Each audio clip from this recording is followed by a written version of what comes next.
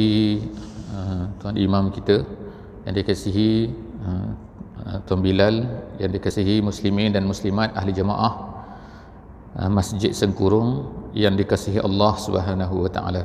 Moga-moga Allah Subhanahu wa taala akan memberi kerahmatan kepada kita, memberikan pahalanya kepada kita dengan bersamanya kita pada malam ini dalam sesi bersama-sama mengenali nabi-nabi dan juga rasul-rasul sebagaimana yang disebutkan oleh Al-Quran. Jadi alhamdulillah malam ni adalah sesi yang kelima. Kali yang kelima kita telah bersama pada malam ni. Kita masih lagi bercerita insya-Allah tentang kisah Nabi Adam alaihissalam. Jadi kisah Nabi Adam ni adalah satu kisah yang panjang lah dalam Al-Quran. Kerana apa? Kerana memang banyak dalam Quran ni memang banyak bercerita tentang kisah Nabi Adam alaihissalam. Kita sebutkan hari itu dalam Al-Quran ni ada nabi-nabi yang banyak diceritakan dan ada nabi-nabi yang hanya sedikit. Jadi ada banyak seperti maknanya cerita mereka ni banyak. Dan ada yang berselerak. Maksud berselerak ni ialah kadang-kadang ada rasul-rasul tu diceritakan di banyak tempat.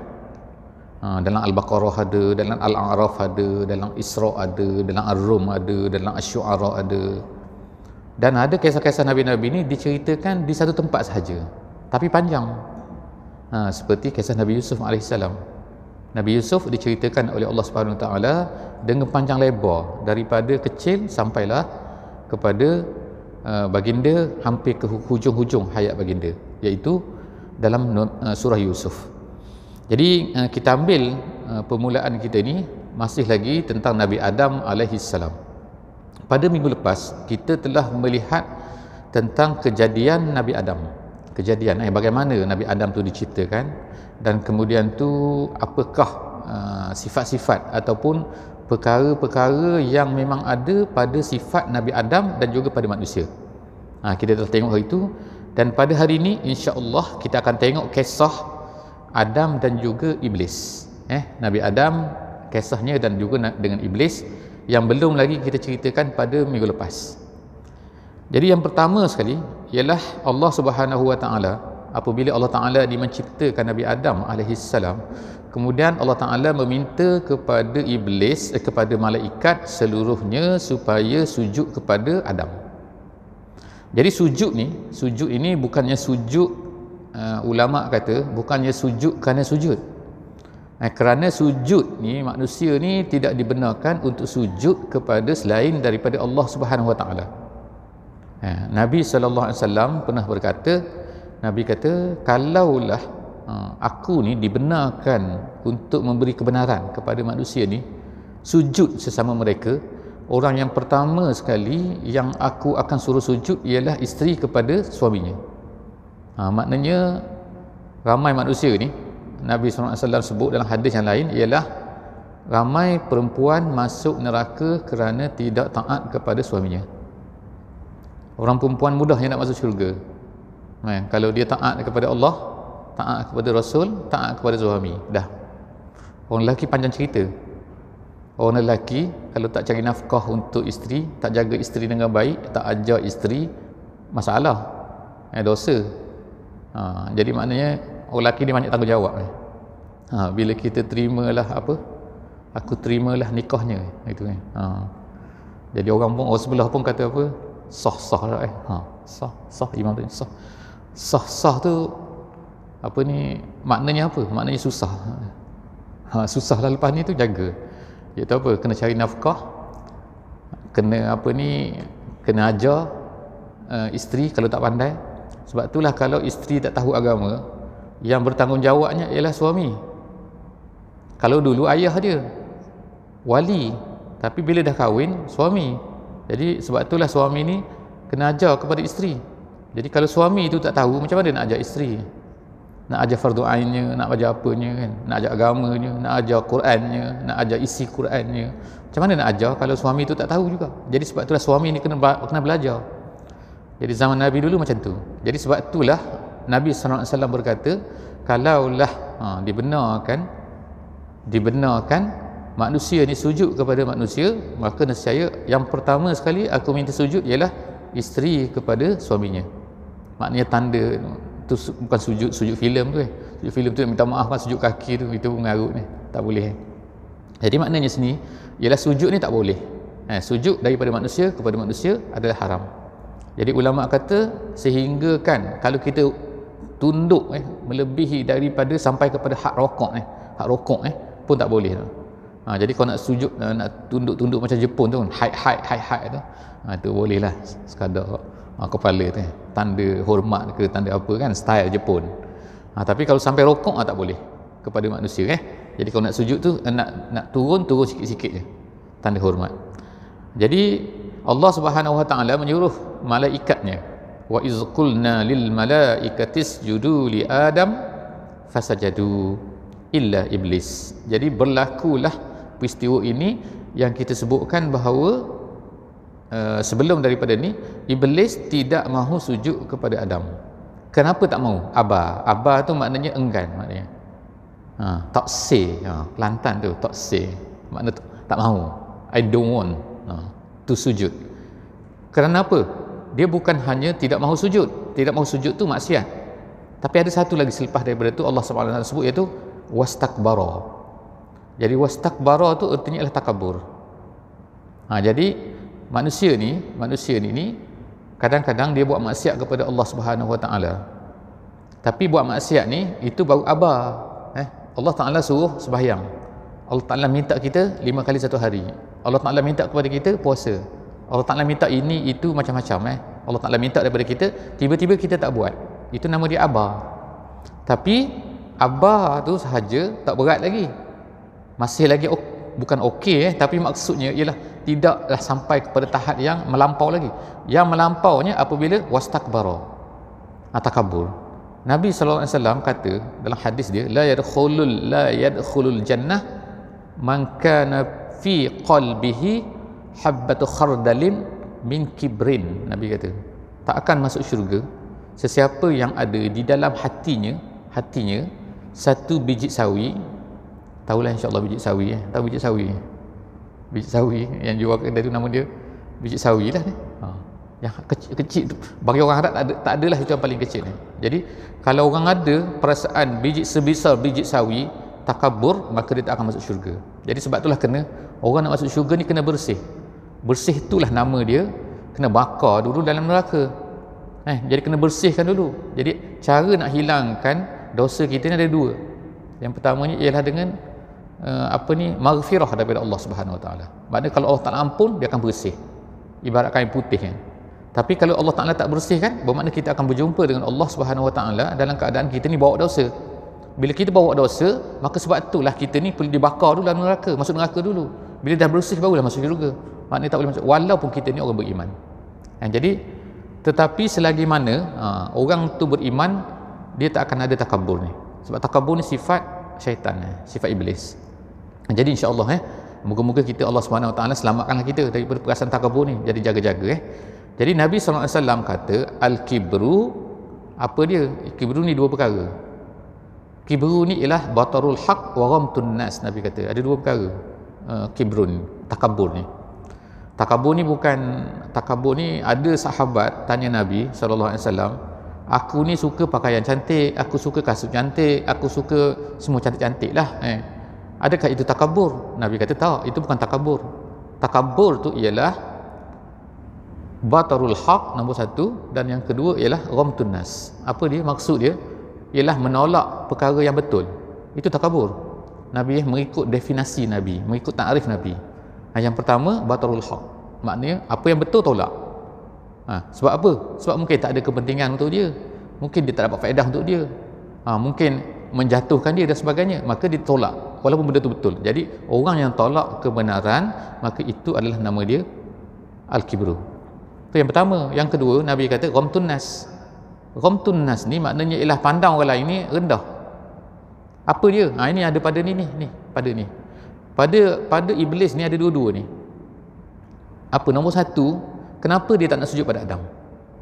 Itu Abah tak nak sujud kan? Tapi kenapa tak nak sujud? Sebab istakbara. Apa dia istakbara ni? Apa takabur iblis ni? Nombor satu ialah batarul haq, dia tak nak terima kebenaran.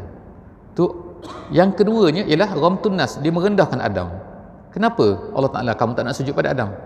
Dia kata khalaqtahu min turab wa khalaqtani min nar. Dia katakan dalam ayat yang lain, dia kata kau ciptakan dia tu, Allah, dia tahu ni, dia kenal Allah ni, iblis ni bercakap dengan Allah ni. Kau ciptakan Adam tu daripada tanah, kau ciptakan aku daripada api. Jadi tengok kan, asal kejadian tu yang dia tengoknya. Jadi bagi dia api tu lebih mulia daripada ni. Betul kan? Sebab itulah kita tengok api ni sombong kan. Ni kita tengok api lah kan. Api ni pernah api tu turun ke bawah? Tak pernah kan. Api tu memang nak naik ke atas tak? Betul. Tengok, cuba nyala. Ambil lighter. Cuba pusing lighter macam tu. Dia naik atas juga. Tu sombong api ni. Tapi jangan marah pada api ya. Api ni nak masak kan. Tapi nak tandakan bahawa api tu memang jahat. Memang jahat, minta maaf. Memang sombong. Dia nak ke atasnya. Tapi cuba ambil tanah. Lontar kat tanah. Ambil tanah tanah bawah kan. Tanah di bawah kan. Kita lontar ke atas. Dia jatuh ke mana? Jatuh ke bawah juga. Tengok kan, dia berlawan Tanah turun ke bawah, api nak naik ke atas. Dia tak suka turun ke bawah. Tu dah nampak lah situ kejadian apa ni. Itu ulama sebut lah tu contoh kan. Dia katakan bagaimana api ni memang sombong. Dan tanah tu memang merendah diri turun ke bawah. Jadi kita sebut situ ialah ketaatan tu, sujud tu bukannya sujud, tapi ulama katalah sujud takrim. Dan sujud patuh kepada Allah Subhanahu Wa Taala. Bukannya kerana apa-apa. Jadi yang penting sini ialah daripada sinilah ulama sebut bahawa ruh agama, Allah Taala nak tunjukkan sini ruh agama. Ruh agama ialah ketaatan. Taat tu, at-ta'ah lillah tu, itulah ruh agama. Ruh agama ni contohlah kata kalau seorang tu kata Allah Taala suruh kita sembahyang kata. Tiba-tiba dia sembahyang tapi dengan perasaan takabur. Boleh tak boleh? Tak jadi. Kan? Takabur makna apa? Takabur ni dia akan datang benda-benda lain macam-macam. Maknanya jadi tak ada rasa ketundukan. Sebab tu ulama kata takutnya kita kepada Allah Subhanahu Wa Taala itulah hanya akan datang daripada apa? Al ulama. Innama yakhshallaha min ibadihil ulama, dalam Quran sebutnya. Yang takut kepada Allah tu apa? Maknanya al ulama. Ulama tu bukan mesti ulama bukan mesti pergi belajar Al Azhar, bukan PhD, bukan doktor. Ulama ni ialah orang yang tahu apa? Tahu Allah Taala tu kan.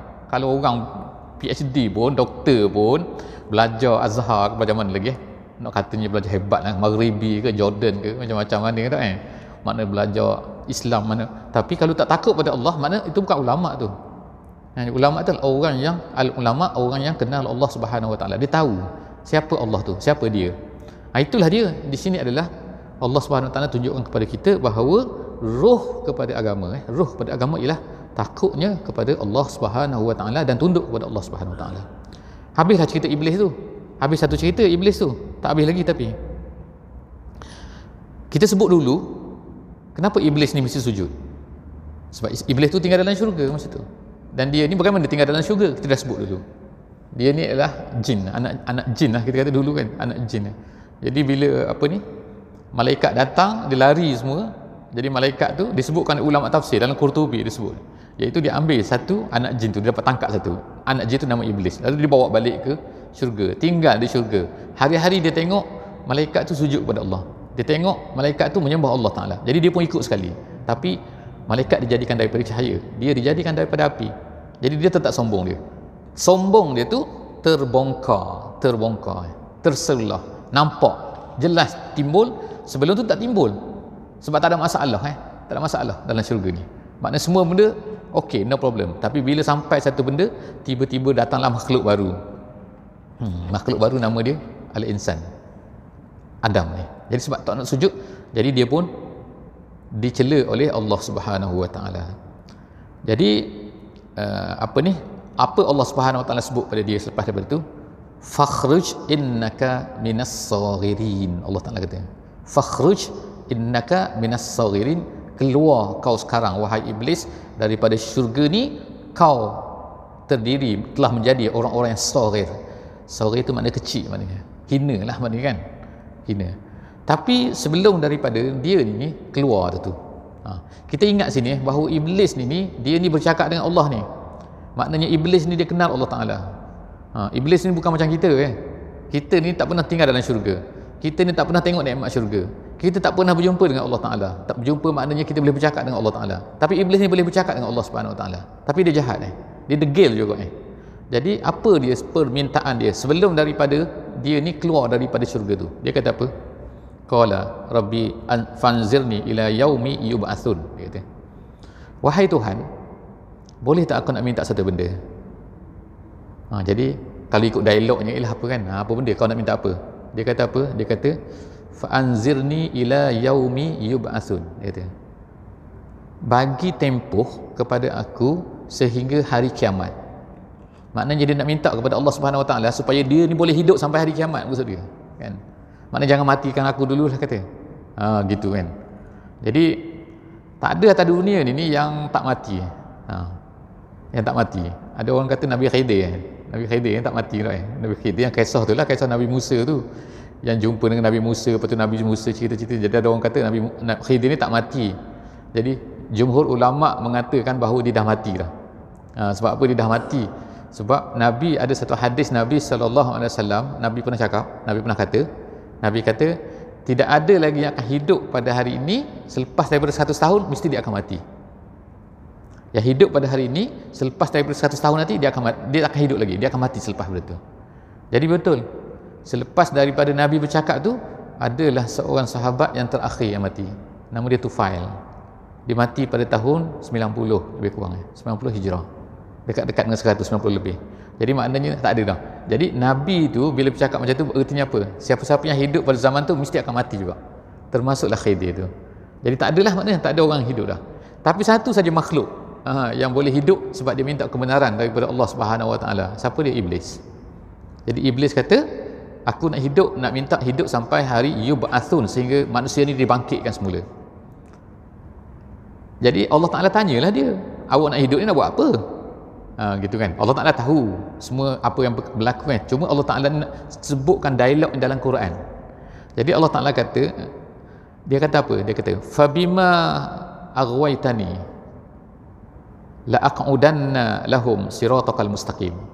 Ni sebut oleh Allah Subhanahu Wa Taala dalam surah Al-A'raf surah Al-A'raf bahagian depan muka surat pertama, muka surat kedua. Muka surat kedua lah. Al-A'raf ni start macam ni, lepas tu macam mana saya sebut Quran kan, dia start sebelah sini, lepas tu dia masuk sebelah sini, dia cerita pasal ni, kisah ni, kisah apa ni, Iblis ni minta kepada Allah. Dia minta, dia kata oleh kerana Adam lah yang menyebabkan aku ni terkeluar daripada syurga, maka aku tak akan biarkan dia. Aku akan kerjakan, orang panggil kerjakan aku akan, dia kata la'aqudanna maknanya aku akan duduk. Duduk mana? Lahum siratakal mustaqim. Jalan kau ni lurus, jalan Allah ni lurus, tapi dia kata aku akan duduk situ. Aku akan duduk di jalan yang lurus tu, dan aku akan cuba ajak anak Adam ni supaya mereka ni jangan ikut jalan ni. Itu memang betul lah Jadi kalau kita tengok pada hari ini memang betul. Jadi sebab itulah kita kata semua perkara yang mengajak manusia ni kepada kesesatan, sesat sini ke sesat sini, semua tu adalah anak murid Iblis itu. Sebab Iblis dah janji dah kan. Bukan cerita baru lah jadi sebab tu bila kita baca Quran ini, kita akan dapat macam-macam sebenarnya. Kita dapat cerita, macam tu sebenarnya, macam tu. Jadi benda ni dah lama dah. Kemudian dia kata, summa, kamu buat apa? Kamu duduk di jalan tu, duduk buat apa? Jadi traffic light. Tunjuk lampu merah, hijau, biru. Merah, hijau, kuning. Tak, bukan nak bagi tu kan jadi isyarat kan. Bukan orang kata jadi polis tu. Polis tu kan ni kan. Bukan. Summa la'atiyannahum, dia kata, aku akan mendatangi mereka. Min baini aidihim, dari depan mereka, depan manusia tu. Wa min khalfihim, daripada belakang manusia. Wa an aymanihim, daripada kanan manusia. Wa an syama'ilihim, daripada kiri. Wala tajidu aktsaruhum syakirin. Dia kata aku akan duduk tu depan, belakang, kiri, kanan. Maksudnya apa tu? Maksudnya ialah semua arah lah maknanya. Maknanya ulama-ulama tafsir sebut sini ialah dengan semua cara. Cara ni tak jadi, aku buat cara ni. Cara pujuk tak jadi, aku menangis. Gitu kan. Tak jadi menangis, aku guna cara keras. Aku guna cara macam-macam lah. Maknanya kan guna semua cara yang ada pada hari ini untuk apa? Untuk, dan dia kata wala tajidu aksarahum syakirin. Kamu tak akan dapati ya Allah. Dia kata pada Allah ni kan. Dia bercakap dengan Allah ni. Dia kata kamu tak akan dapati ya Allah. Mereka ni majoritinya akan syukur kepada kamu. Maknanya lawan kepada syukur ni maknanya kufur kan. La in syakartum la azidannakum wa la in kafartum inna azabi lasyadid. Dalam Quran kan. Wa la in syakartum, kalau kamu bersyukur, kalau kamu kufur. Gitu Jadi syukur lawan dia kufur. Tapi kufur sini bukan jadi kufur lah, bukan jadi kafir. Tapi maknanya sebab itulah orang kata kalau apa ni tidak bersyukur ni maknanya kufur. Kufur nikmat orang panggil kan, kufur nikmat. Kufur nikmat tu betul tu. Itu memang istilah, memang yang disebut dalam Quran. La in syakartum la azidannakum. Kalau kamu bersyukur, aku akan tambah. Kalau kamu kufur, makna kufur itu tidak bersyukur, maknanya aku akan sesungguhnya azab aku adalah sangat pedih. Jadi di situ dia ada syaitan tu kata, iblis tu kata, aku akan duduk di hadapan mereka. Seterusnya apa Allah Taala kata kepada dia? Allah Taala kata, okey ni, bah gitulah ni. Tapi itu terjemahan saya ni, terjemahan ni kan. Maknanya kita kata macam itulah. Allah Taala kata kepada dia, qala izhab. Allah Taala kata kepada dia, tak apa, pergi. Pergi apa? Buatlah apa yang kamu nak tu. Faman tabi'aka minhum. Siapa-siapa di kalangan mereka, di kalangan manusia itu yang mengikut kamu, fa inna jahannama jazaukum. Maka neraka Jahannam tu akan menjadi balasan untuk kamu. Pergi lah, tak apa. Pergi, ajak semua. Dia kata apa sebab tu? Dia kata, tak apa, aku akan ajak mereka semua masuk neraka. Maknanya dia dah tahu dah kan. Iblis ni dah tahu dah bahawa akibat dia akan masuk neraka. Jadi Allah SWT cerita pada kita, sebab tu kita ni kan kena ingat sentiasa kan, bahawa apa benda ni kan, apa benda yang buruk ni sebenarnya kena nampak tu dengan kepala kita tu. Syaitan duduk situ tu, iblis duduk situ tu, duduk mengajak tu kan. Iblis duduk sini, iblis duduk mana? Duduk di, orang kata night club lah kan. Tempat tak elok semua tu iblis tu kan. Ada cokoh tu.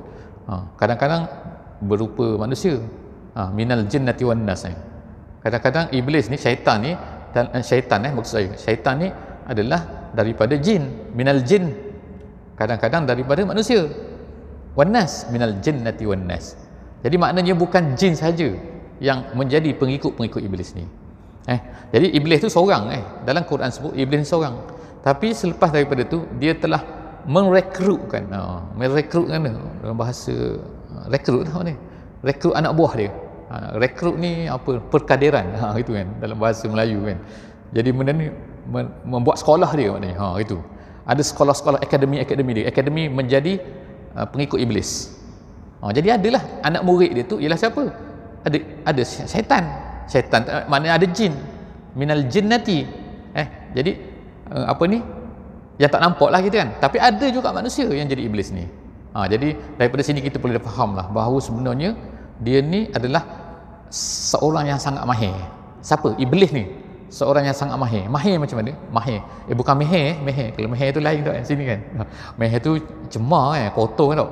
Betul. Ni bukan mahir, expert lah tu. Jadi iblis ni dia sangat expert. Kalau ikut daripada soal Araf ni, expert macam mana? Sebab dia dah hidup sejak daripada Nabi Adam. Manusia yang pertama tu berapa ribu tahun dah kita. Sampai sekarang ni mungkin 7,000 ke 10,000 tahun ke. Tapi dia masih hidup lagi dan dia akan hidup sampai hari kiamat. Dia tua mana wallahu alam bisawab. Tapi tua tak tua tu tak apa. Yang penting dia tu ada pengalaman yang luas. Kan. Kalau manusia hidup lama dia tak kurang pengalaman sikit. Kan orang muda kan pengalaman kuranglah sikit kan, walaupun dia kata umur saya universiti PhD pun, tapi awak ni muda kan, baru 25 tahun, awak tak ada pengalaman sangat dalam hidup ni. Pengalaman hidup ni bila umur panjang. Iblis lah paling panjang dalam dunia ni, sebab dia tahu semua. Jadi dia tahu macam mana nak tackle manusia, macam mana nak kalahkan manusia, macam mana nak pujuk manusia. Anak murid dia ramai tadi tu berselerak ni, jadi anak murid dia semua ni kalau ada masalah akan pergi refer pada dia. Di mana dia duduk saya tak tahulah, di Bermuda Triangle ke, di apa ni Genting Highland ke, tak tahulah, atau bukit ke, dalam laut dengan wallahu alam lautan Pasifik, tapi mesti ada. Jadi dia tu akan di refer, akan ditanyalah, minta nasihat oleh anak-anak murid dia ni. Jadi Allah Subhanahu Wa Taala kata Selepas daripada tu Allah berkatalah kepada Adam alaihi salam, wa ya Adam uskun anta wa zaujukal jannah. Wahai Adam, uskun. Uskun tu daripada perkataan sakana. Kita sebut sini ialah sakinah. Kadang-kadang kita sebut kan as-sakinah. As-sakinah tu ertinya ialah ketenangan maksud dia. Jadi bila kita tenang tu, di mana kau tempat yang paling tenang sekali dalam hidup kita ni?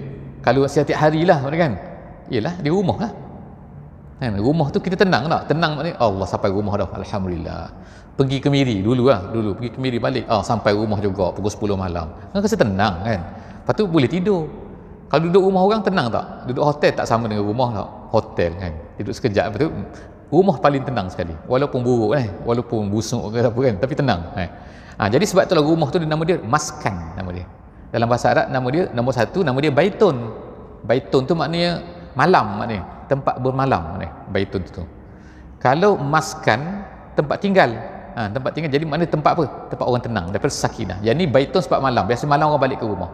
Jadi Allah Subhanahu Wa Taala berkata kepada Nabi Adam, uskun anta, diamlah kamu, bertenanglah kamu, relax-relaxlah kamu di dalam al-jannah, dia kata dalam syurga ni.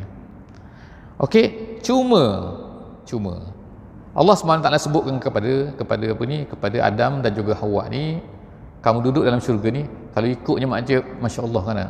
Kalau adalah orang kata, kenapalah Nabi Adam ni buat masalah pula dah. Jadi tercampaklah kita ni ke dunia yang penuh dengan susah payah ni tak. Payah dunia kan. Payah. Kan tengok anak pergi mana-mana bukan boleh cakap macam tu je, tak boleh kan. Kena naik kereta, kena jalan kaki, kereta rosak pula kena baiki, kan susah kan. Akaun tak ada pula, kalau hujan macam mana pun kena buka cermin, air basah pula, macam-macam susah kan. Dah petang ni lapar pula kan, macam-macam masalah ni kan. Lapar, pergi tengok dalam peti ais tak ada barang, nak kena beli pula, beli tak ada duit pula, kena cari duit pula, susah. Dalam syurga semua benda tik macam tu je. Jadi Allah Subhanahu Wa Taala sebut sini, kamu duduk dalam syurga ni, Adam dan juga Hawa, relax. Uskun. Tapi satu saja Allah Taala kata, wala taqraba hazihi syajarah. Jangan kamu la taqraba gitu la taqraba. Roba tu makna dua Kamu berdua ni Allah Taala kata jangan pergi dekat hazihi syajarah, ke pokok ini. Pokok apa? Macam-macam tafsir ulama, ada yang kata pokok kurma dalam syurga tu. Ada satu patah pokok kurma. Ada yang kata pokok inab. Inab ni apa ni? Anggur. Ada yang kata macam-macam pokoknya. Jadi ada yang kata pokok tu pokok nama dia pokok khuldi, nama dia.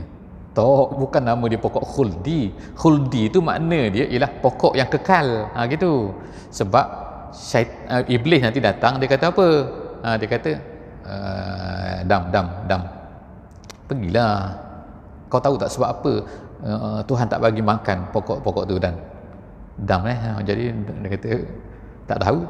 Kalau kau makan pokok tu, kau akan kekal dalam syurga. Kau tengok semua malaikat tu, sebab dia makan pokok tu lah, sebab tu dia kekal dalam syurga. Kau jangan tak makan ke. Itu dia pujuk dan. Jadi cerita tu dan tu insya-Allah lah kita akan cerita, tak sempat dah kan masa ni kan. Ada 1 minit lagi. Jadi kesimpulan dia, Allah Subhanahu Wa Taala berkata kepada kedua-duanya. Dan kita cerita pada minggu lepas, iaitu apa? Lalu iblis pun datang. Bagaimana iblis boleh masuk dalam syurga? Tadi dia dah keluar dah. Kita dah cerita pada minggu lepas jadi kalau siapa-siapa nak tutup, refer balik lah kan pada recording lah, pada IG minggu lepas insya-Allah. Jadi kesimpulan sini, dia tak beri dekati pokok tu. Persoalan dia, kenapa pula dia tak bagi dekati pokok tu? Pokok apa tadi? Khilaf ulama dalam menafsirkan dia, tapi tak disebutkan oleh Allah Subhanahu Wa Taala. Tapi dia kata, kenapa tak beri dekat pokok tu? Apa hikmahnya? Kenapa dalam syurga semua tak boleh makan, boleh makan, tapi satu pokok tu tak boleh dekati? Jadi inilah hikmah dia. Ulama kata dalam hidup kita ni sebenarnya banyak benda yang Allah Ta'ala beri kepada kita. Allah Ta'ala nak beri makan macam-macam tak semua benda boleh minum jus apa tak boleh minum, semua boleh daun ketum tak boleh minum lah, daun ketum air ketum nanti mabuk satu tak boleh minum, alkohol. Tapi manusia yang tu juga nak cari pun gitu susah kan tak. Nak pergi Kuala Lurah malam-malam tu, balik lepas tu makan pula, mabuk, sakit kepala. Bukan orang kita je, orang putih tu mabuk tu. Bukan orang tak pandai je, orang pandai-pandai pun, profesor universiti pun macam-macam tu di negeri orang putih tu kan, mabuk semua kan. Jadi maknanya di sini kan bahawa Allah Taala ni ada hikmah dia. Kenapa dia buat benda ni? Jadi insya-Allah kan kita akan ceritalah dengan lebih detail kan insya-Allah kan. Sikit lagi apa yang diceritakan oleh Allah Subhanahu Wa Taala tentang perkara-perkara ni insya-Allah kan di sesi minggu depan insya-Allah. Jadi akan bersambung lagi cerita kita dalam sesi yang ke-6 insya-Allah Aku lu qauli hadza wa astaghfirullahal azim li wa lakum. Jadi kita tangguhkan majlis kita pada malam ni dengan membaca surah Wal Asri. A'udzubillahi minasyaitonirrajim. Bismillahirrahmanirrahim. Wal 'asri innal insana lafi khusr illa allazina amanu wa 'amilus solihat wa tawasaw bil haqqi wa tawasaw bis sabr. Assalamualaikum warahmatullahi wabarakatuh.